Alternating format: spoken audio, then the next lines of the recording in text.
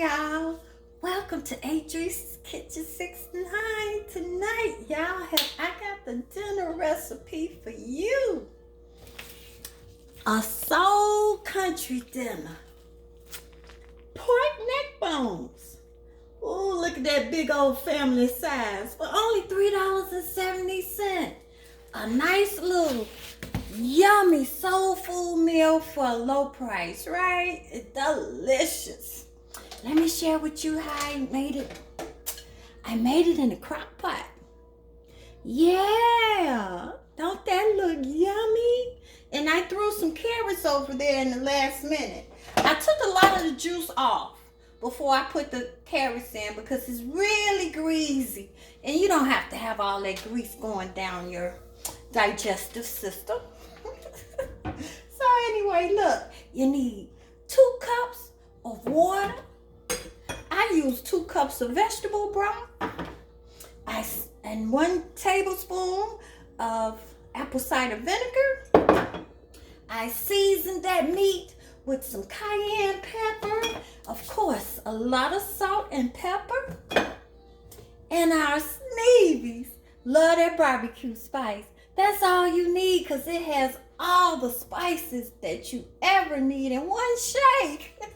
Season it good, and you want a little cornstarch. Put a little cornstarch on each one of those pork neck bones before you put it over in the crock pot. Oh, I also sliced up about 5 cloves of garlic and a whole onion. Yes, I did. And let me show you how I'm going to eat mine tonight. Ooh, don't that look delicious? I have some carrots. I have that pork neck bone over rice. I got some sweet potatoes and some fresh string beans that I sauteed with a turnip bottom. Delicious. That's a whole nother recipe.